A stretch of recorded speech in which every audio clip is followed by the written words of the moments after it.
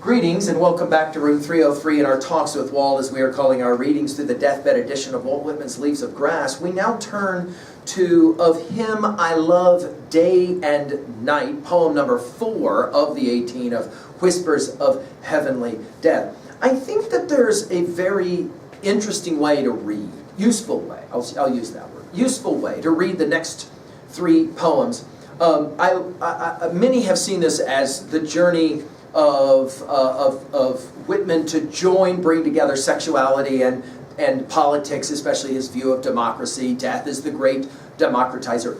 And I think those scholars are right, but I think that often what is overlooked is the influence of Homer on Whitman, not only as he wanted to be the great Homeric bard of America, which obviously he became, but I think as well as reading of the Iliad, and especially those passages from Iliad 18 through 23, when Achilles loses his pal, his best friend, his lover, Patroclus.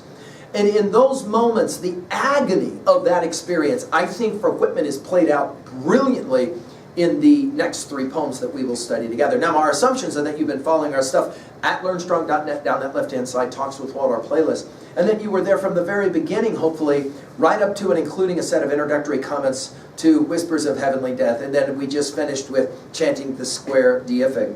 Our Nortons will just tell us briefly that this poem was originally entitled Calamus number 17. The poem acquired its present title in Leaves of Grass 1867. Transferred in 1871 from Leaves of Grass Calamus to the new supplement, Passage to India, appropriately, since it is more concerned with Whispers of Heavenly Death than with manly love, although many have read this as a great poem of manly love, adhesiveness, or as we've talked about it earlier in other lectures. I think there's a lot of stoicism going on here, right? That memento mori, the idea of you got to always remember that death is certain and it's coming. The idea that death is the great democratizer. You'll remember that Hamlet says this in the play Hamlet Act 4 when he speaks to Claudius about how death is the great democratizer, ending, of course, in Act 5 at the graveyard. We've talked about it elsewhere. I think, like Emily, Whitman has to deal with the worst imaginable pain of losing someone that you are deeply attached to, and how do you go through that process? There have been many who have said, many readers of Leaves of Grass who have said, that the next few poems are some of the most remarkable because they're comforting in a most, can I use this Aristotelian term, pathetic way. In other words, to hear Whitman longing, and we think obviously about St. Augustine's Confessions, especially in that book 8, when he talks about the loss of his dearly beloved, his best friend.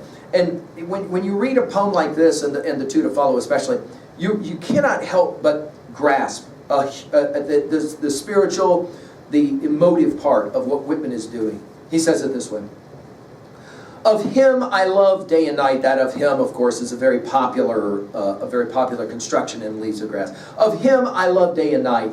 I dreamed I heard he was dead. Now this I dreamed is used 5 times here, and it takes us back to the poem Sleepers brilliantly. And I dreamed I went where they had buried him I loved, but he was not in that place. And I dreamed I wandered, think about your Homer here, think about your Dante here, wandered, searching among burial places to find him. Think obviously about your Achilles with Patroclus. And I found that every place was a burial place. If we've lost anyone we care about, we know this feeling of what he's representing. The houses full of life are equally full of death. This house is now. The immediacy of the word now is brilliant in this poem. The streets, the shipping, the places of amusement, the Chicago, Boston, Philadelphia, the Manhattan, were as full of the dead as of the living. And fuller, vastly fuller of the dead than of the living. And what I dreamed, I will henceforth tell to every person and age. This is again why we call our conversations Talks with Walt. I stand henceforth bound to what I dreamed. Again, this notion of being bound, of this motif of hugging, of grasping, clasping. I told you guys, it's all the way through Leaves of Grass. He says it, henceforth bound to what I dreamed. And now, I am willing to disregard burial places and dispense with them. Again, transcending, including. And if the memorials of the dead were put up indifferently everywhere, even in the room where I eat or sleep, I should be satisfied. Now this idea of satisfaction is now going to be repeated 3 times. And if the corpse of anyone I love, or if my own corpse, be duly rendered to powder and poured in the sea, I shall be satisfied. Or if it be distributed to the winds, I shall be satisfied. Now, coming to terms with the loss of the one loves is one thing. Turning it into then a recognition that, oh, this is that powerful moment as we talked about it in the Iliad with Achilles, when he realizes, oh, Patroclus, it's the Epic of Gilgamesh, when Gilgamesh loses his best pal, and then all of a sudden he's got to come to terms, this identification with what it means to see, oh, what happens in somebody else's life also is going to happen in mine. And the bringing together of those 2 concepts is a powerful moment. Now, obviously, many have read this as well as a movement from the sexual and the lugubriousness of this poem, the sadness, the mournfulness of this poem, to as well an assessment of what it means for politics in America to grow, and the idea that as the expansion happens into the West, there will obviously have to be not only life but also death. At 2a, I think possible messages here that we could record is that the hardest loss is always the loss of those that we deeply love and we're moved by their passing. And coming to terms with death and loss is a part of life, but oh, is it a difficult, hard part of life. Many have gained so much comfort from some of the poems in Whispers of Heavenly Death cluster for this reason. At 2b, I love the repetition, 5 times dreamed, 3 times satisfied, to provide a certain kind of almost like mantra.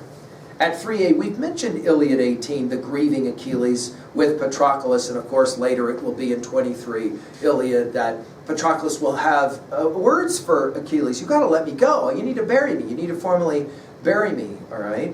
I like to as well point out that, and many scholars have pointed this out as well, that Wordsworth's classic 5 poems, sometimes referred to as the Lucy poems, that were published from 1798 to 1801, share many similarities as well. Finally, at 3b, what that you have loved, or who that you have loved, have you lost? And how have you had to deal with that loss? And how do you want to be buried? I mean, cremation is obviously considered here. Whitman himself gave much thought to the whole idea of his own burial place, and we can visit it, and many of us do visit that place as sacred, as important. How do you want your passing to be handled?